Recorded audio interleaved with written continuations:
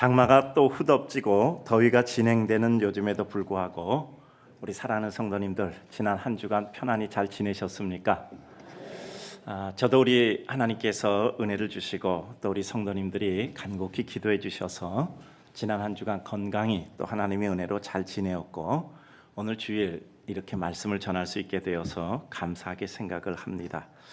오늘 우리가 이러저러한 삶의 예배를 드리는 모든 성도님들 이렇게 주일이 되어서 하나님 앞에 모여서 예배를 드릴 수 있는 것은 하나님의 특별한 사랑이라 믿습니다. 우리는 이러저러한 경로를 통해서 이렇게 주님 앞에 나와 예배를 드립니다. 오늘 예배당에 와서도 예배드리고 또 가정에서도 애틋한 마음으로 온라인을 통해서 예배를 드리고 그 모든 예배를 하나님께 올리고 있는데 이 모든 것은 하나님이 우리를 예배 자리에 부르셔서 그 자리에 앉혀진 우리가 하나님께 예배를 드리는 것입니다. 그렇다면 하나님의 부르심이 전제되어져 있는 이와 같은 예배 행위 속에 부르셨다면 무슨 뜻과 계획이 있을 것이다라고 우리는 당연히 믿을 수밖에 없습니다. 세상에는 우연한 것이 없습니다. 그냥 흘러가는 바람도 우리에게는 우연히 흐르는 바람 같으나 그것은 하나님의 뜻에 의하여 바람과 세기 그리고 그 모든 향기를 품을 뿐입니다. 이 세상의 모든 이치와 원리 속에서 진행되는 자연의 한순간순간 그 모든 것이 하나님의 섭리의 자락일 뿐이지요. 이처럼 우리가 이 자리에 앉아서 예배드리는 것이 결코 우연이 아니라면 거기에는 어떤 뜻이 있을 것입니다. 우리가 오늘 서로 만난 것도 마찬가지라고 생각합니다. 하나님이 우리 다투게 하고 싸우게 하려고 만나게 한 것 아니시고 우리가 또 하나님의 은혜 가운데 기쁨과 사랑으로 서로 격려 위로하여 하나님의 뜻을 이루게 하신 것입니다. 가족과의 만남도 마찬가지입니다. 우리가 각 가족 구성원을 하나님께서 이루게 하셨고 그 가운데 하나님께서 가족을 이루셔서 그 가운데 생활하게 하셨다면 가족도 역시 우리들이 하나님의 기쁨과 은혜 속에 하나님께 영광을 돌리는 믿음의 한 식구로서의 은혜를 이루게 하실 것입니다. 그리고 우리가 만나는 삶 속에서의 모든 사람들도 마찬가지라고 생각합니다. 하나님께서 다투게 하시려고 혹은 마음 상하게 하시려고 우리 인생들을 각각 곳곳에서 만나게 하시지는 않으셨을 것입니다. 그래서 우리는 내 눈에 띄는 내 앞에 있는 모든 사람들을 하나님의 뜻과 섭리 속에서 바라보며 그를 통해 같이 이룰 하나님의 뜻이 무엇인가를 찾는 것이 믿음의 백성의 모습입니다. 제가 왜 이 말씀을 드리는가요? 사람들은 대부분 모르는 사람에게는 마음에 상처받고 마음에 상심당하는 일이 없어요. 늘 관계를 맺고 내 옆에 내 앞에 있는 사람들과 더불어 상심하고 다투고 그것으로 불행을 느끼게 되죠. 사람이 행복과 불행을 느끼는 것은 이성이 아니라 감성입니다. 우리들에게 어떤 수치적인 것이 주어져서 평가하고 그것이 나에게 주어졌을 때 기쁘다 행복하다 느끼지 않고 내가 그것을 정서적으로 어떻게 받아들이느냐에 따라서 행불행을 느끼게 되는 것입니다. 따라서 우리의 삶 가운데 우리가 미리 어떤 기준을 정해놓는 것이 아주 중요해요. 하나님께서 나에게 만나게 하신 사람 하나님의 은혜 가운데 주의 뜻 같이 이루고 그리고 기쁨으로 교제하게 하셨다. 그러면 그 기쁨으로 교제하고 만나게 하시는 하나님의 뜻에 대해서 감사하면 옳은 것. 만약에 감사하지 않으면 내 생각이 잘못됐으니까 수정되고 내 정서를 바꿔야 되겠다라는 것이 합당한 것이겠죠. 그래서 우리는 만나는 사람들이 모두가 서로 행복하고 은혜를 이루고 하나님의 뜻 가운데 살아간다면 그것이 축복이지요. 그래서 만나는 모든 사람은 하나님의 은총입니다. 우리 한번 인사합시다. 우리의 만남은 우연이 아닙니다. 평생 당신을 보고 웃고 칭찬하겠습니다. 가정에서도 마찬가지예요. 평생 웃고 반겨주고 평가하지 않고 사랑하는 것이 우리의 마음이죠. 노래처럼 부르지만 점수 매기고는 절대 그 사람을 좋아할 수 없습니다. 평가에서는 그 사람을 절대 좋아할 수 없어요. 사랑해야 좋아할 수 있을 뿐입니다. 늘 말씀드리잖아요. 전에 그 사람 괜찮았는데 지금 보니까 아니야. 그건 아닙니다. 전에 원래 그 사람 그런 사람이었어요. 근데 내가 사랑이 있으니까 그 사람 좋아 보였던 거예요. 그런데 내 사랑이 식으니까 그 사람이 있는 그대로의 모습으로 보이는 것이죠. 그래서 우리는 인생들을 볼 때 내가 행복하려면 하나님의 사랑이 내 마음에 임하여 다른 이들을 그 사랑으로 볼 수 있을 때이죠. 요즘 참 여러 가지가 많이 어렵습니다. 사람들이 날카롭기도 하고 사람들이 여러 가지 지루하다 보니까 순간적으로 여러 가지 폭발하는 것도 있죠. 그러나 이런 때일수록 우리는 더욱더 하나님의 은혜 속에 주의 영광을 이루는 백성들이 하나님의 백성입니다. 그리고 옆에 사람들에게 정말 칭찬해 주셨으면 좋겠습니다. 한 번 하면 아첨인데 죽을 때까지 하면 충성입니다. 자, 좀 딱딱한 문장이라서 이건 좀 따라 하셔야 되겠습니다. 제가 다른 말로 표현을 해보려고 하는데 저 같은 사람에게서는 그게 잘 안 되네요. 그래서 할 수 없이 이렇게 썼는데 그래서 한번 따라서 하시기 바랍니다. 믿음이란 객관적 사실과 확신이 내 직접적 체험을 통해서 주관적 사실과 확신으로 적용되어 일어날 때 부인할 수 없는 은혜의 확신으로 다가옵니다. 자, 객관적 사실과 확신이 주관적 사실과 확신으로 다가올 때 부인할 수 없는 은혜 확신이 우리에게 이루어지는 것이죠. 조금 더 풀어 말씀드리겠습니다. 전에 성경을 보고 말씀을 듣고 또 내 주변의 모든 사람과 상황의 모습을 보고 믿음을 가지면 저렇게 되는구나라고 깨닫습니다. 말씀이 이렇게 지시하는데 그게 정말 은혜가 되는구나라고 생각해요. 내게 있어서 믿음이란 그렇게 힘이 되고 능력이 되는구나라고 생각합니다. 객관적 사실과 확신입니다. 객관적 확신이에요. 보고 깨닫는 거예요. 그렇구나라고 깨닫는 것입니다. 자, 그런데 어느 순간 주 예수 그리스도께서 내 생활과 마음에 찾아오셔서 내 삶의 장면 속에서 말씀하시고 내 삶에 있어서 이루시고 행하는 그 모습을 내가 보고 느끼고 주님의 역사가 나에게 일어나는 것으로 받아들입니다. 부인할 수 없는 주님의 능력과 역사를 내가 확신하며 내가 누리는 것입니다. 주관적 사실과 확신입니다. 객관적으로 맞다고 생각하던 일이 내게 일어나는 거예요. 그래서 내가 그것을 체험하게 되는 것입니다. 이와 같은 장면을 통해서 믿음은 우리들에게 부인할 수 없는 관념적 내용이 아니라 현재 내가 살아가는 역사하시는 실제적인 믿음으로 느껴지는 거예요. 믿음은 매우 실제적입니다. 사변적이고 논리적이고 우리들에게 있어서 관념적으로 끝나는 것이 아니라 지극히 내 생활에 실제로 나타나는 하나님의 실제적 역사란 말이죠. 그래서 그것을 통해서 우리는 하나님의 은혜를 이루는 겁니다. 논리가 실제화되는 경우도 있고 실제를 통해서 논리를 발견하는 경우도 있거든요. 그렇기 때문에 내가 믿음대로 은혜를 느끼다 보니까 믿음은 이것이구나라고 느끼는 것, 즉 객관적 사실이 주관적 사실로 내게 실제화된 체험을 통해서 인정되는 것, 이것을 통해서 믿음은 내 삶의 실제적인 능력과 은혜와 영광이 되는 거예요. 복음서를 보면 세 가지가 기록되어져 있는데 요약하면 이렇습니다. 첫째는 주님의 능력이 나타납니다. 인간에게 있어서 그 한계를 넘어서는 새로운 모든 일들을 능력이라고 얘기하죠. 기적이라고 얘기하죠. 주님의 기적과 능력이 일어나요. 둘째는 고통스러운 문제를 그 주님으로 인하여 그 능력으로 행하여 영원한 생명의 능력까지도 발견하고 소유하게 되는 것입니다. 주님이 능력을 행하는데 그 능력이 주님 앞에 나왔던 이들에게 일어나서 그 능력을 통해서 문제가 해결될 뿐 아니라 영원한 생명까지 얻게 되는 겁니다. 세 번째, 사람들은 그 장면을 보고 하나님께 영광을 돌려 예수 그리스도의 메시아됨을 확신하는 것입니다. 이런 것들이 예수 그리스도께서 함께 하신 장면에 나타나는 거죠.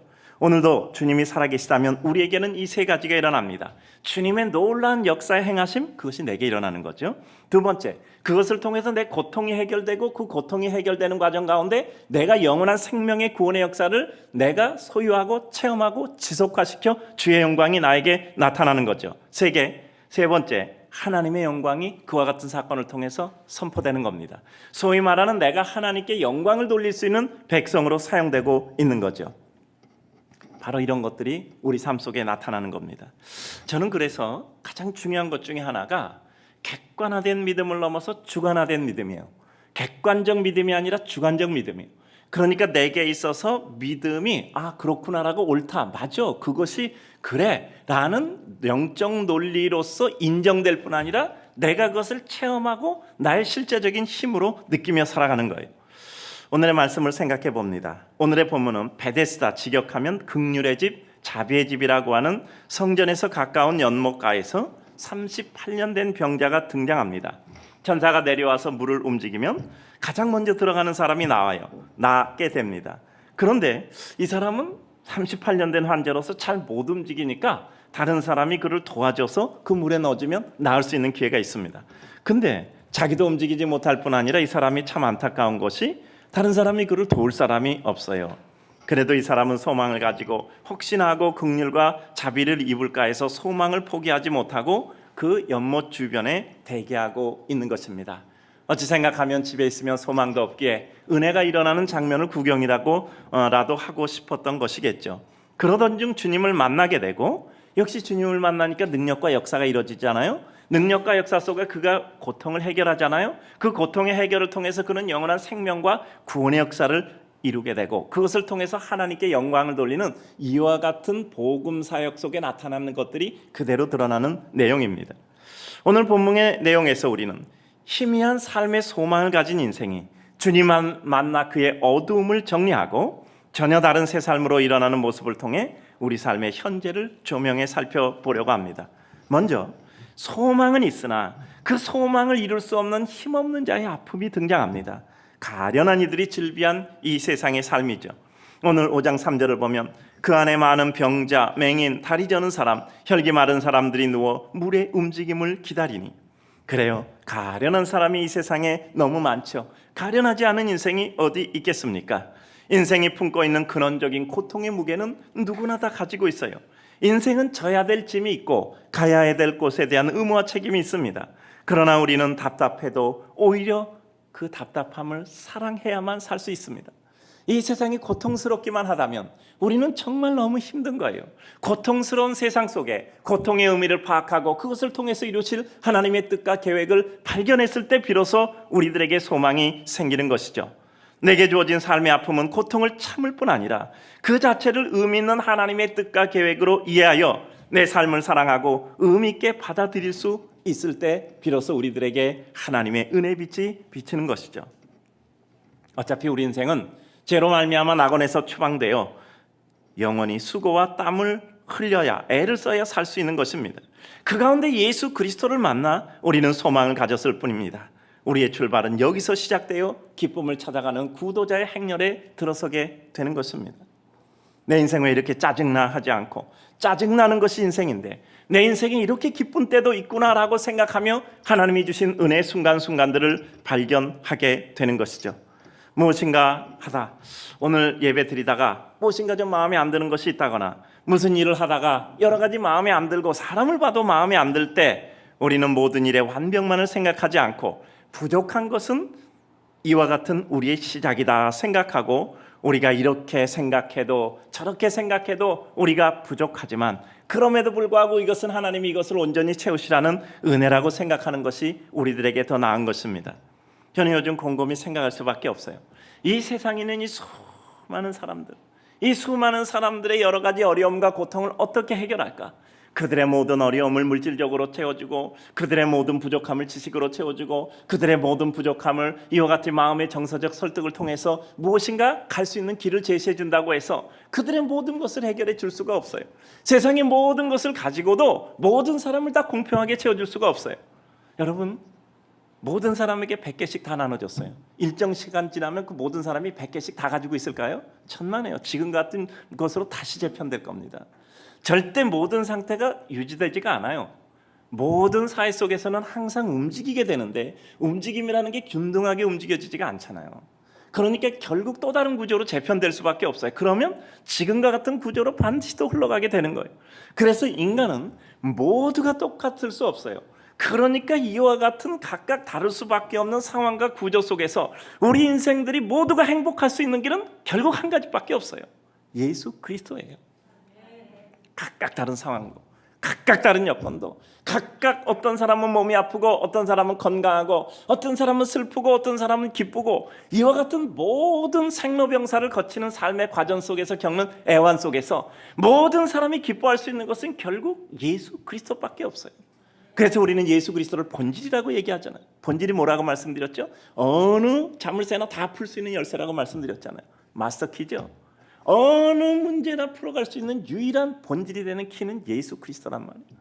그러니까 예수 그리스도라는 이와 같은 열쇠를 가지고 모든 문제를 풀어가는 거지 다른 것으로는 일관되게 모든 그 다양한 경우를 해결할 수 없는 것입니다. 따라서 예수 그리스도가 내 마음에 들어오시는 순간, 이것이 객관화된 사실과 진실에서 이것이 나의 사실과 진실로 바뀌어지게 될 때 우리 삶 가운데 하나님의 은혜와 새로운 은총의 길이 열리게 되는 것이죠. 꿈과 소망이 있기에 가련한 중에도 호흡을 유지하고 살아갈 수 있을 뿐입니다. 5장 4절을 보면 천사가 가끔 못해 내려와서 물을 움직이게 하는데 움직인 후에 먼저 들어가는 자는 어떤 병에 걸렸든지 낫게 되미로라. 가련한 이들이 살아갈 수 있는 길이 무엇일까요? 그들에게 꿈과 소망이 아직 있기 때문입니다. 오늘 본문에 나온 사람들, 어려운 지경 속에서도 그들의 병이 나을 수 있다는, 기회가 주어질 수 있다는 꿈과 소망이 있으니 그들은 숨쉬고 있는 것입니다. 오늘 주님을 사랑하는 성도님들, 내게 지금 어려움이 있고 내게 고통이 있고 이루어지지 않는 꿈의 지루함이 있다 한들, 그럼에도 불구하고 우리에게 소망이 있다면 우리는 그 고비를 넘어가는 것입니다. 여러분, 우리 인간의 계산이 있잖아요. 내가 저까지 가야 되는데 아무리 내 시간 계산하고 내 능력 계산하고 내 속도 계산하고 내 힘 계산하고 내 여건 계산하는데 저까지 도저히 계산이 안 돼. 그때 우리는 포기할까요? 그건 우리 인간의 계산이잖아요. 우리는 어떻게 합니까?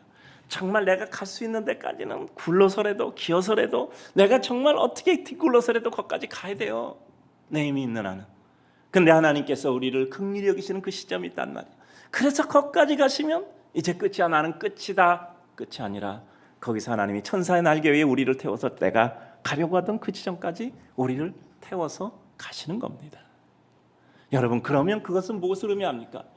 내가 정말 내 한계야, 끝이야 라고 생각하는데 하나님은 안 나타나. 그건 무슨 뜻이죠? 나는 내 힘이 다 됐고 나는 도저히 끝이라고 생각하는데 하나님은 아직도 너 더 힘낼 거 있어, 아직도 너에게 능력이 있어, 조금 더 와 라는 뜻이라고 생각하고 우리는 더 가야 되잖아요. 하나님은 기진한 우리를 절대 그냥 두지 않습니다. 우리가 생각할 때 내가 나를 잘못 본 거예요. 나에겐 아직 힘이 있는 거예요. 나에겐 아직 능력이 있는 거예요. 나에겐 하나님의 부르심을 향하여 갈 하나님의 은혜가 있는 거.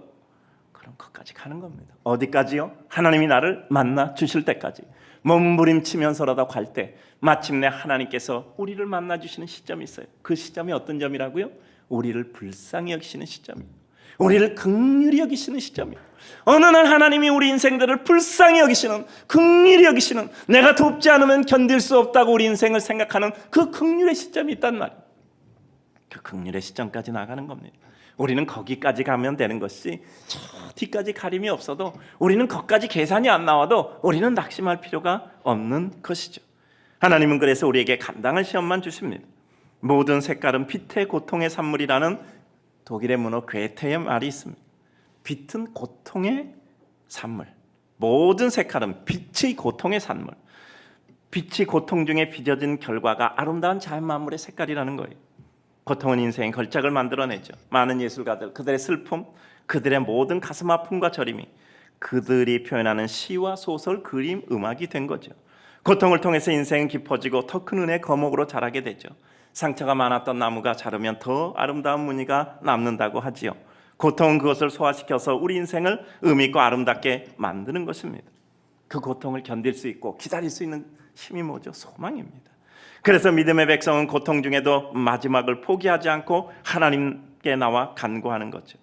오늘 자비의 집, 긍휼의 집이라고 하는 베데스다에 와서 자비를 기다리고 있는 이와 같은 38년 된 병자, 그에게도 일말의 소망이 있었던 것입니다.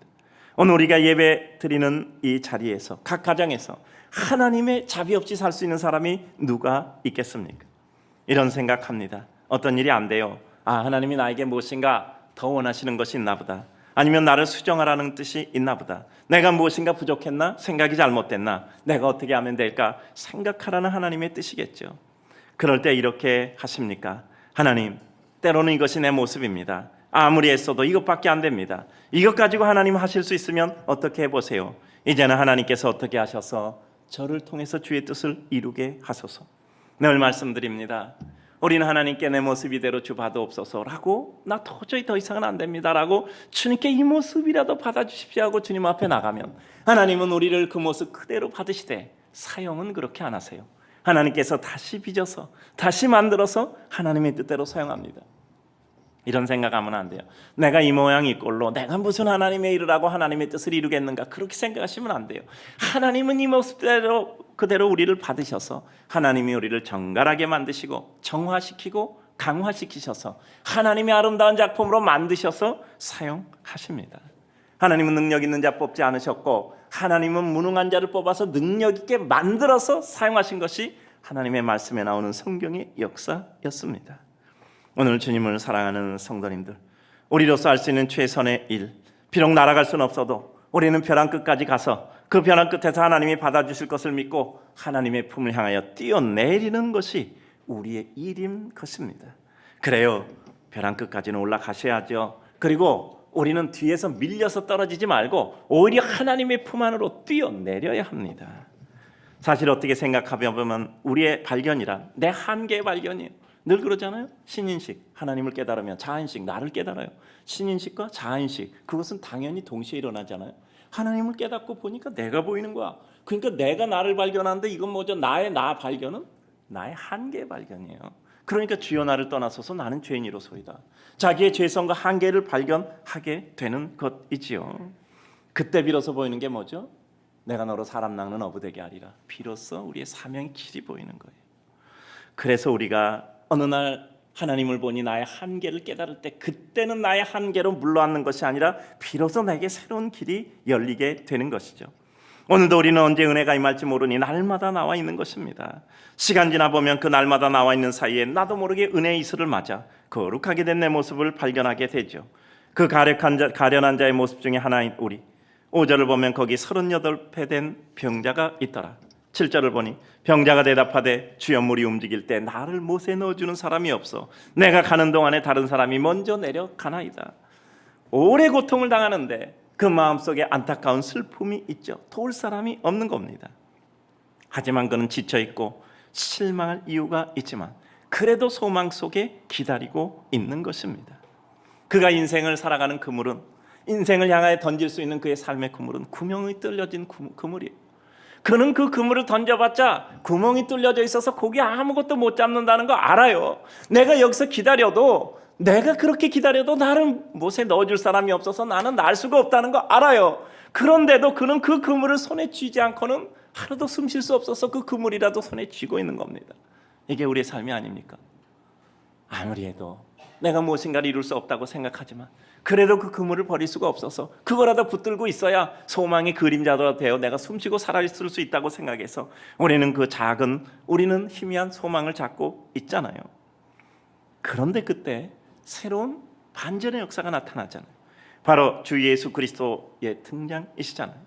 예수님과의 만남이 해결의 근원이 됩니다. 해결의 근원이 되는 주님과의 만남, 기대치 못했던 순간 어느 날 주님은 문득 우리들에게 다가오십니다. 성경에 보면 사람들이 예수님을 만나는 이와 같은 경로가 좀 달라요. 어떤 사람은 예수님이 있는데 적극적으로 예수님께 찾아와요. 삭개오 같은 사람이었단 말이에요.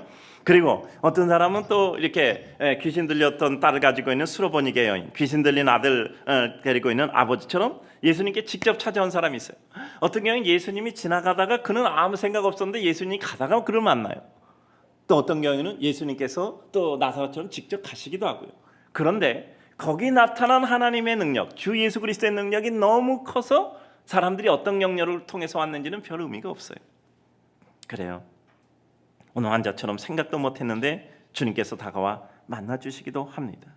그러나 주님을 만났던 사실과 결과가 너무 중요해서 그것은 별로 의미가 없어요. 예수 그리스도를 만났다는 것 자체가 중요합니다. 다가오셔서 해결의 길로 인도하시는 주님. 6절을 보면 예수께서 그 누우신 것을 보시고 병이 벌써 오래된 줄 아시고 이르시되 내가 낫고자 하느냐. 주님의 접근 모습, 네가 낫고자 하느냐. 주님으로 인해 우리의 어려움이 해결될 수 있는 길로 인도하고 우리를 유도해내시는 물음입니다. 몰라서 물은 것 아니죠. 그 마음 확인하고 또 그로 하여금 자신의 형 상태를 확인하게 하는 것이고 그 마음의 갈망을 심화시켜 그로 하여금 주님의 역사를 인식하여 잊지 않게 하는 거죠. 환자가 솔직하게 자기 사정을 아뢰죠. 자신에게 주어진 현재 상황이지요. 그래요. 천사가 내려와서 물이 동하면 내가 거기 먼저 들어가면 낫는데 나는 나를 넣어줄 사람이 없어서 이렇게 슬프게 기다립니다. 주님의 다가오심은 우리에게 은혜 해결의 인도하심입니다. 주님의 해결은 인생을 넘어서는 그의 권세와 권능으로 진행됩니다. 오늘 이 사람은 아무것도 기대하지 못했어요. 아무것도 생각도 못했어요. 그런데 8절 9절 보면 일어나 내 자리를 들고 걸어가라. 그 사람이 곧 자리를 들고 일어나 걸어가니라. 항상 주님의 말씀의 권세로 모든 것을 해결하죠. 우리는 이런 장면을 볼 때 우리 인간의 유한과 주님의 무한하고 위대하심을 생각합니다. 결국 우리 인생의 문제는 주님께서 우리에게 자비를 주시고 사랑의 입김을 풀어넣음으로 이루어지는 거죠. 우리는 주님을 설득해서 우리는 주님을 설득함으로 말미암아 어떤 일을 얻는 것이 아니에요. 우리가 주님께 은혜를 입는 것은 주님께 가련함을 받을 때, 가련히 여김을 받을 때란 말이죠. 아까 말씀드렸잖아요. 우리가 귀신에서 그 마지막 점에 왔을 때 우리가 천사의 날개를 타고 가는 그 마지막 구간의 그 지점은 어디라고? 하나님이 우리를 불쌍히 여기는 지점이에요. 하나님이 우리를 가련히 여기는 지점이에요. 정말 하나님이 없이는 살 수 없는 그 지점이란 말이에요. 그러니까 우리 인생이 은혜를 입는다는 것은 하나님이 우리를 가련히 여기는 그 지점까지 나아가야 되는 거예요. 우리가 주님을 논리적으로 설득하고 나를 변호변론해서 주님의 은혜를 입는 것이 아니라 주님의 불쌍히 여김을 입는 것이라 이 말이지요. 논리는 그 논리가 필요한 사람에게 적용되는 겁니다. 논리를 넘어서는 주님께 무슨 논리가 필요하겠습니까? 그러니까 내가 이래서 주님께서 은혜를 주셔야 되고 뭐 이러저런 거 아니라니까요. 주님이 우리를 불쌍히 여겨주시는 그 가련함이 우리들에게 있어질 때 주님이 우리들에게 은혜를 베푸시죠. 그래서 우리는 차라리 주님의 마음의 긍휼히 여김을 받아야 합니다. 주님께 억울함을 주장하고 주님께 나의 정당성을 입증하는 것은 어리석음입니다. 주님이 다 알고 계신데요. 그리고 이미 평가하고 계신데요. 주님이 몰라서 우리에게 어려움 주시는 것도 아니잖아요. 마지막으로 주님의 은혜 베푸심은 언제나 기대 이상 수준의 역사에 해결의 역사가 일어나곤 했습니다. 기대 이상으로 인생의 어려운 문제를 확연히 해결해 주시는 주님입니다. 이 38년 된 환자는 예수님과의 대화 속에서 자신이 어떤 문제를 해결받을 것이라는 아무 느낌도 받지 못했어요. 그가 주님을 모르니까요. 다만 그의 어려운 사정을 호소했을 뿐입니다. 그런데 주님은 그의 기대 이상으로 그를 낫게 하신 거예요. 우리의 생각과 기대 범위와 상상의 수준을 넘는 주님의 해결 방법이었죠. 그래요. 해결 방법은 항상 우리의 상상과 기대 수준을 넘습니다. 우리 하나님께 기도하잖아요. 근데 대부분 기도하면서 우리가 그 모든 해결의 방법과 범위까지도 우리가 하나님께 구하잖아요. 뭐 우리 인생이니까 당연히 그렇게 구합니다. 잘못된 거 아니에요. 우린 그렇게 할 수밖에 없으니까요. 그러나 마지막에 우리가 한 가지는 더 생각을 높이잖아요. 하나님, 그러나 내가 생각한 것 분량까지만이 아니라 하나님의 뜻 가운데 주의 뜻을 이루게 하여 주시옵소서. 그래요. 주님은 항상 우리의 기대 이상이셨어요. 주님은 항상 우리의 기대 범위 이상이셨어요. 우리의 생각과 기대 범위와 상상의 수준을 넘고는 하셨습니다. 그래서 우리는 하나님의 은혜 가운데 정말 내가 예기치 못했던 그 천사의 날개에 타는 그 지점까지만 가면 되는 겁니다. 우리는 저 끝까지 가려는데 내가 저 끝까지 갈 힘도 없고 시간도 없고 능력도 안 되고 여건도 안 되고 그래서 이건 도저히 안 되라고 내 꿈을 포기하는 게 아니라니까요. 여러분, 우리는 꿈을 포기하기 전에 그 꿈을 위해서 끝까지 기도하는 것이 우리에게 더 중요해요. 중요한 건 우리가 하나님 앞에 그 소망을 우리가 끊는 거예요. 힘들면 어렵고 포기할 것이 아니라 오히려 주님의 은혜를 입어야 한다는 사고의 전환이 있어요. 내가 힘들어, 고통스러워, 어려워, 슬퍼. 그래서 포기하는 것이 아니라 그러니까 나는 하나님의 은혜를 입어야 되는구나. 그래서 나는 하나님의 은혜를 입어야 되는구나. 인생은 풍랑이는 파도를 헤쳐가고자 하는 마음이 있는 한 그 삶은 힘있게 갈 수 있어요. 그러나 어느 날 피곤하고 지친다 생각이 들 때 인생은 녹아져 무너져 내리는 것입니다. 가장 힘들고 고통스러울 때 어차피 인생에 밀려서 절벽에서 떨어지느니 절벽에서 뛰어내리라 그랬잖아요. 주님 품 안으로 뛰어내리는 겁니다. 까짓것 안 되면 다 깨부셔버리고 다시 시작한다. 내 호흡이 붙어있는 한, 내가 주님의 이름으로 나가는 한 어떤 경우를 당해도 나는 상관없다라고 풍랑을 향해 뛰어들면 그 풍랑의 한가운데 서 계신 주님을 발견하게 되실 겁니다. 주님은 우리의 피난처요 요새이시요 우리의 해결의 근원이시니까. 주님은 우리 앞에 눈앞에 서 계시는 것이 아니라 우리 앞에 있는 폭풍 한가운데 계세요. 우리가 폭풍을 향하여 뛰어들 때 그 폭풍 한가운데 서 계신 주님의 품에 안기는 우리의 평안을 발견하게 되실 겁니다. 물의 동안보다 더 큰 역사, 걱정보다 더 큰 예수 그리스도. 우리는 결국 그 모든 일을 이루되 이 환자가 주님께 자기의 어려움을 호소하듯 주님께 나와 우리의 어려움을 호소하되 어려움이 해결이 될까 아닐까 문제는 우리의 문제가 아닙니다. 내 걱정보다 더 큰 예수 그리스도를 믿는 겁니다.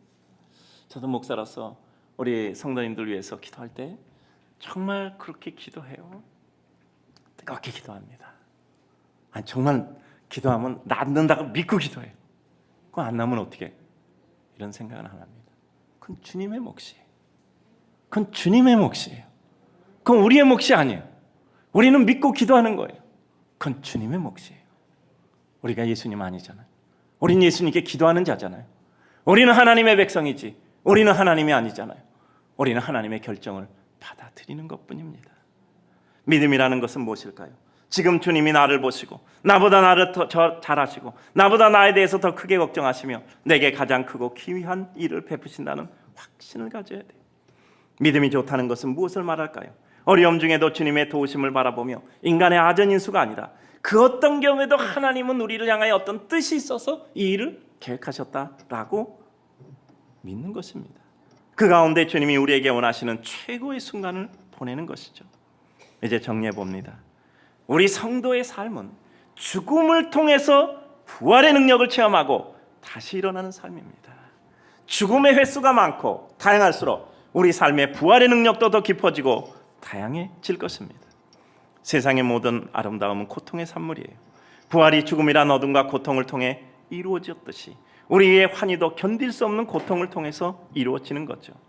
어둠 없이 이루어지는 아침 없고 고통 없이 피는 꽃 없고 우리 삶에는 죽음의 아픔 없이 이루어지는 부활의 능력도 없습니다. 제가 좋아하는 게 있잖아요. 저는 그 해 뜨는 걸 보면 너무 감격스러운 거예요. 벌겋게 햇무리가 지고 굉장히 오랜 시간 동안 햇무리가 지잖아요. 그러다 어떻게 되죠? 해가 요만큼 솟아오르면 그 다음에 어떻게 되죠? 서서히 올라오냐? 아닌 거 아시잖아요. 그냥 뛰어오르듯이 해가 쑥 올라오잖아요. 그때 감격. 저는 너무나 감격스러운 이게 뭐냐면 해가 떠오르며 그 빛이 단번에 어둠을 장악하는 거예요. 그 순간에 어둠을 장악하는 거예요.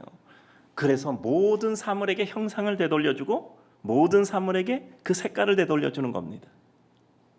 형상과 색깔을 되돌려주잖아요. 어둠 가운데 잃어버렸던 형상, 어둠 가운데 잃어버렸던 색깔, 어둠 가운데 잃어버렸던 그 모든 정서를 되돌려주잖아요.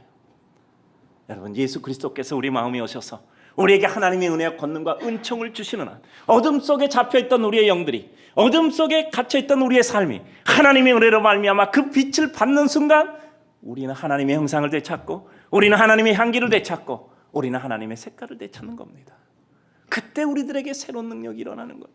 이 사람은 다만 일어나 그의 병을 치료받는 것뿐 아니라 그것을 통해서 예수 그리스도를 발견하게 되고 하나님의 능력 가운데 영원한 생명의 구원을 얻게 되는 거예요. 오늘 주님을 사랑하는 성도님들, 38년이라는 긴 세월 동안 고통받더니 그 삶의 기다림, 그는 그 삶의 기다림 속에서 예수 그리스도를 만났던 겁니다. 인생에 기대하지 못했던 빛을 받게 됐어요.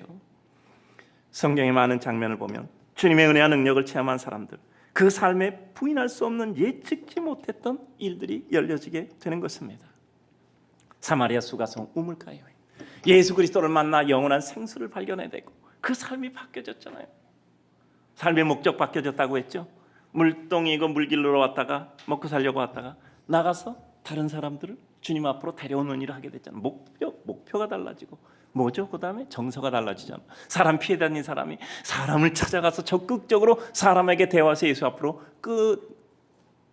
데리고 올 수 있는 이와 같은 마음이 밝아졌다. 그 다음에 뭐예요? 사람에게 지시받던 사람이 그 사람 설득해서 데릴 수 있는 능력이 바뀌어졌잖아요. 자, 따라서 합시다. 목적의 변화, 정서의 변화, 능력의 변화. 예수 그리스도 만나면 우리 인생에는 삶의 목적도 달라지고 정서도 달라지고 우리들에게 능력도 달라져요. 다른 사람이 되는 겁니다. 다른 사람이 병고침 받고 그걸로 끝나는 게 아니라 그 병고침이라는 사건을 통해서 예수 그리스도를 믿게 되고 그의 삶의 길이 보이게 되고 그가 전혀 다른 일을 하게 되고 하나님의 능력과 새로운 역사들이 나타나는 거예요. 여러분, 내가 하나 달라지면 나 하나 달라지는 것이 아니라 나로 말미암아 일어나 하나님의 놀라운 역사를 통해 하나님의 나라와 그 영광의 세계에 달라지는 부분이 있다는 거예요. 두려움은 모든 것을 무력화시키고 우리를 사단의 종노릇 하게 합니다. 두려움 때문에 우리 인생에 끌려다니다 보면 우리는 무력화되고 우리는 하나님의 기쁨과 감격으로부터 분리당하고 어둠의 영들과 싸우다 우리는 거기서 무너집니다. 우리는 이렇게 사느니 우리는 어둠의 영들과 싸우다 지쳐 죽는 한이 오히려 더 낫습니다. 우리는 영적인 전투를 포기하지 말아야 돼요. 그 두려움을 넘어서는 것이 은혜고 능력입니다. 여러분, 무섭다라는 말 하지 마세요. 사단이 그 얘기 듣고요, 조금만 더 힘을 내겠다고 생각하고 온갖 힘을 내서 우리의 목을 조여서 우리에게 항복 선언을 받아냅니다. 여러분, 어둠의 영에 대해서 두려워하지 마세요. 오히려 그렇다면 내가 정말 어둠의 영을 깨뜨리고 하나님의 은혜 가운데 예수 그리스도께서 죽음의 정수리를 깨뜨리고 생명의 부활을 주신 것처럼 우리는 새로운 눈을 향하여 나아가야 합니다. 지금 실망되고 그 실망이 우리를 죽음을 방불하는 낙담과 사지로 몰아넣는다 할지라도 우리는 이제 죽으면 남은 것은 부활이니 이 순간 죽으면 다음 순간에 부활하는 하나님의 백성이 되는 것입니다. 우리 성도님들, 예수 믿는 사람은 부활이 있어요. 예수 믿는 사람은 부활이 있습니다. 우리의 생활 속에도 부활의 능력이 있는 거예요. 여러분, 넘어지셨어요? 부활하면 달려갈 수 있는 사람이 됩니다. 여러분, 낙심하셨어요? 부활하면 소망 가지고 그리스도의 능력을 전파하는 사람이 되는 겁니다. 우리 성경 한 구절 우리 같이 읽고 마치도록 하겠습니다. 시편 91편 14절. 자, 우리 화면 보고 다 같이 읽습니다. 시작. 하나님이 이르시되 그가 나를 사랑한즉 내가 그를 건지리라. 그가 내 이름을 안즉 내가 그를 높이리라. 아멘. 그가 나를 사랑한즉 내가 그를 건지리라. 그가 나를 내 이름으로 안즉 내가 그를 높이리라. 하나님의 말씀이 우리 삶 속에 역사되어 주의 권능으로 임하시기를 주님의 이름으로 축복합니다.